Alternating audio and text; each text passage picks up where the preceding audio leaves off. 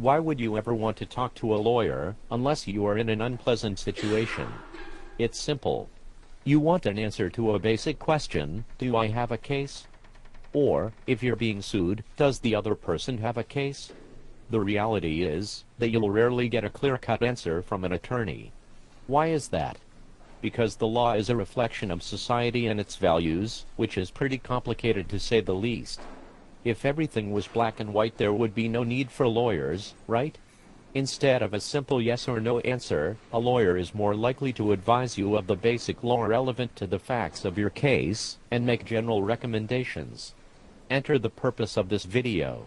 I'm going to outline general principles of California defamation law so that you can make a preliminary assessment of your situation.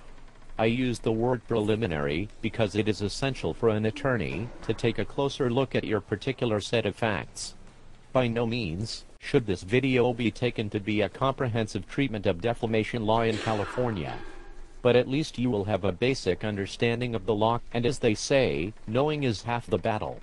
Defamation is known by many names: libel, slander, disparagement, defamation of character, etc.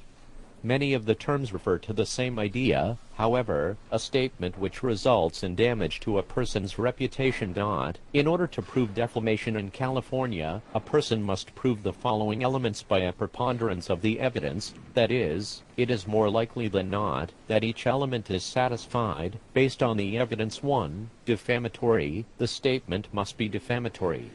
What does that mean?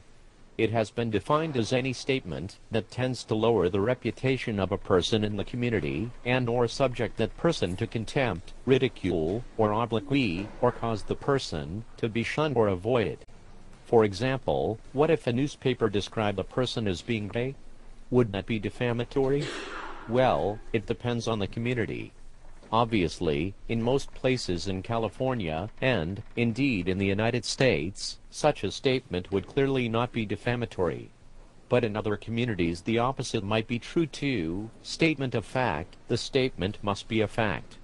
Generally, you would not be able to prove defamation if the statement is an epithet, hyperbole, or is merely an opinion. That is not to say that all opinions are created equal.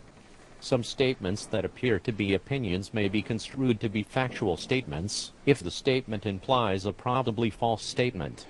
This is one of the most misunderstood concepts relating to defamation law. 3. Falsity. The statement or statements must be false for, of, and concerning. The average reasonable person must understand that the statement refers to the plaintiff and not someone else or a group of other people. 5. Publication. This element is a bit misleading.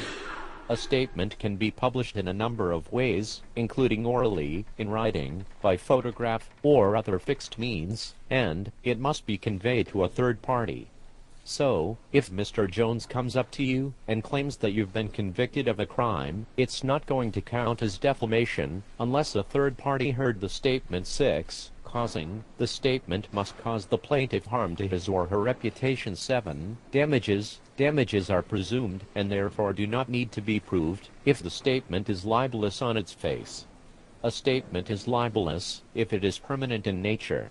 For instance, any statement on the internet would be libelous. Any photograph that is defamatory would be defamatory as well, since it is fixed. See what I mean? A statement is libelous on its face if it is defamatory without reference to any other information.